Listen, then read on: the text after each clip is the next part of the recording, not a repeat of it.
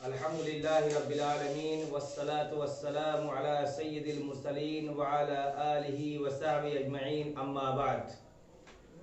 محترم سامعین اور ناظرین، جیسا کہ ہم تمام لوگ یہ جانتے ہیں کہ ہم جس ماہ مبارک سے گزر رہے ہیں یہ بہت ہی عظیم مہینہ ہے، بلکہ یہ عبادتوں کا، رحمتوں کا، برکتوں کا مہینہ ہے۔ اللہ تبارک و تعالی اس ماہ مبارک میں ہر سائل کی دعاؤں کو قبول کرتا ہے، اور اسی طریقے سے جو لوگ اور بندوں کی گناہوں کی مغفرت کرتا ہے۔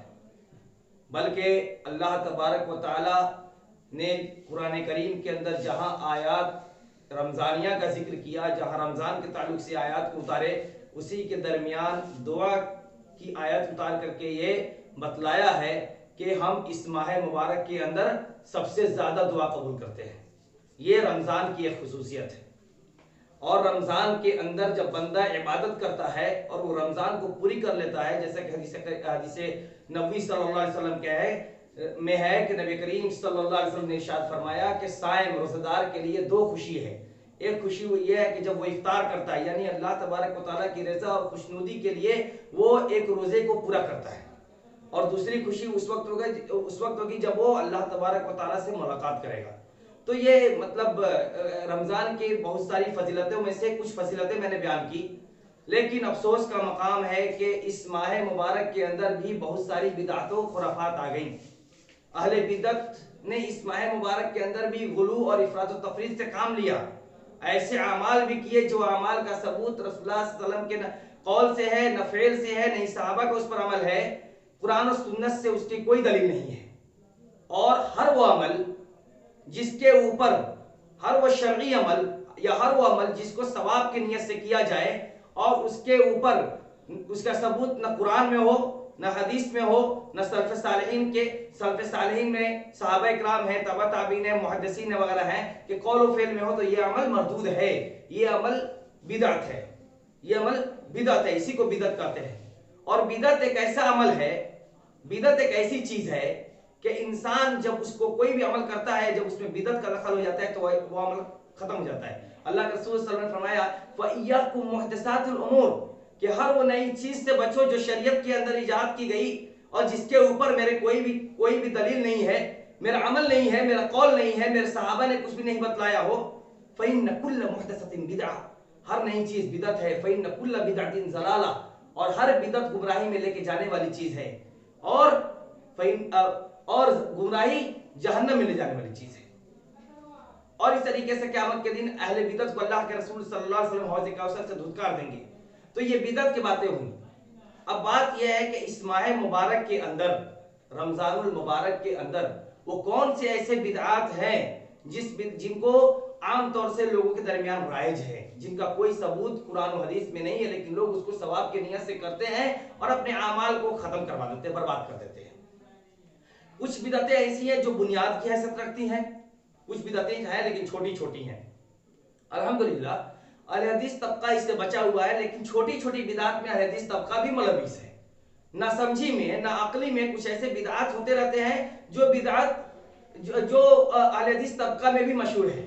انشاءاللہ چند چیزوں کو میں یہاں پر آپ لوگ کے گوشے گزار کروں گا۔ سب سے پہلی چیز ہے کہ رمضان کے چاند کو دیکھتے ہی چاند مبارک کرنا، چاند کی مبارک بادی دینا، یہ بدعت ہے۔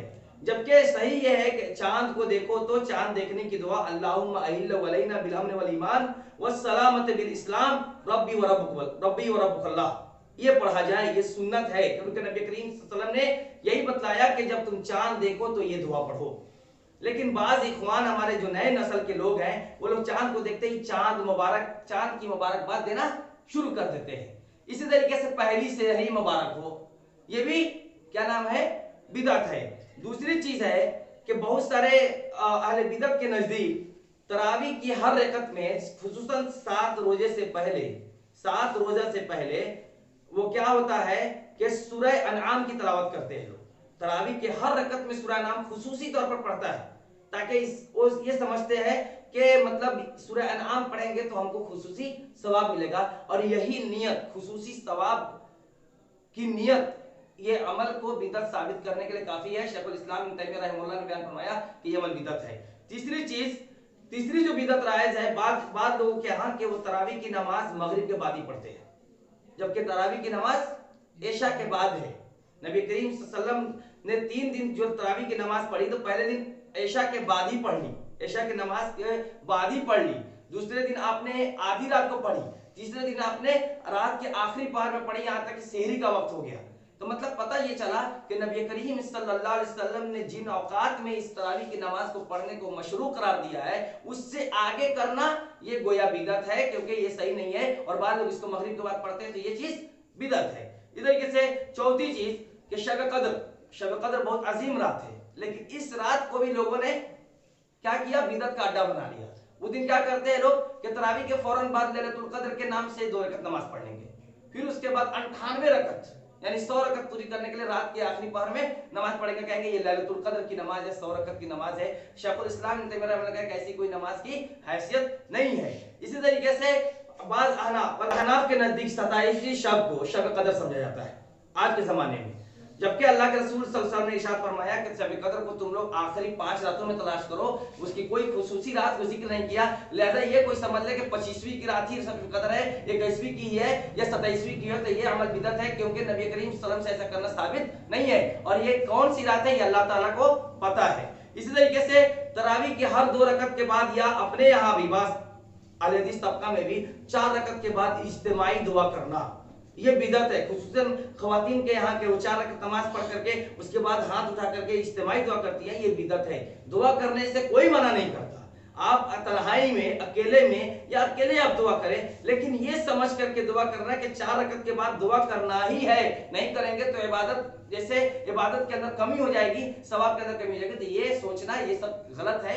दुआ करने से कोई मना नहीं करता, लेकिन दुआ का जो सही तरीका है उसी तरीके से किया जाए। इस तरीके से सलातुत तस्बीह क्या है कि वो 4 रकत पढ़ते हैं, जिसमें सुभान अल्लाह, अल्हम्दुलिल्लाह, वला इलाहा इल्लल्लाह, अल्लाहु अकबर पढ़ते हैं लोग, तो उसको करना भी ये भी अमल साबित नहीं है, और ये ऐसी हदीस से साबित है जो हदीस ज़ईफ है। इस तरीके से अलविदा जुमा, आखिरी जुमा को सेलिब्रेट करना, ये गोया ये समझ करके कि इसके बाद रमजान नहीं आएगा इसलिए हम ये आखिरी जुमा को बना रहे, तो भाई इसके बाद जुमा ही क्यों, शनिचर भी नहीं आएगा तो अलविदा शनिचर भी मनाओ, अलविदा इतवार भी मनाओ, अलविदा सोमवार भी मनाओ, अलविदा मंगल भी मनाओ, सिर्फ अलविदा।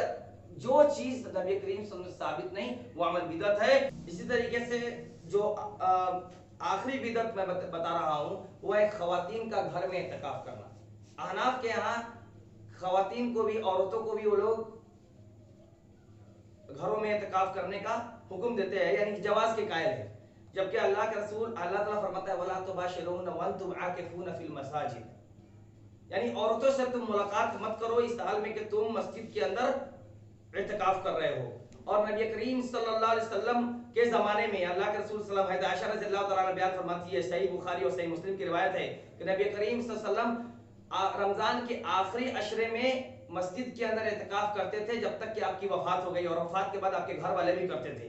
और अज़वाज मुतहरात भी नबी करीम रिज़वानुल्लाहि अलैहिन्ना अजमईन, अज़वाज मुतहरात जो हमारी उम्महातुल मोमिनीन हैं, वो भी नबी करीम सल्लल्लाहु अलैहि वसल्लम के साथ मस्जिद में इत्तिकाफ करती थी। तो गया ये पता चला कि अगर इत्तिकाफ करना घर में होता तो नबी करीम सल्लल्लाहु अलैहि वसल्लम जरूर ये बतला देते कि घर में भी इत्तिकाफ करना है, या आपने कम से कम अपने बीवियों को हुक्म देते कि आप लोग हमारे साथ क्यों इत्तिकाफ कर रही हैं, आपके लिए तो बेहतर है कि आप लोग अपने घर में ही इत्तिकाफ कर लें। तो इससे पता चला कि घर में भी इत्तिकाफ करना बिदअत है। तो अल्लाह तबारक व तआला से दुआ है कि अल्लाह तबारक व तआला हम लोगों को सही सुन्नत यानी सही दलील के मुताबिक, कुरान और हदीस के मुताबिक अमल करने की तौफीक अता फरमाए, और हमें बिदअत और खुराफात से हमें महफूज रखे।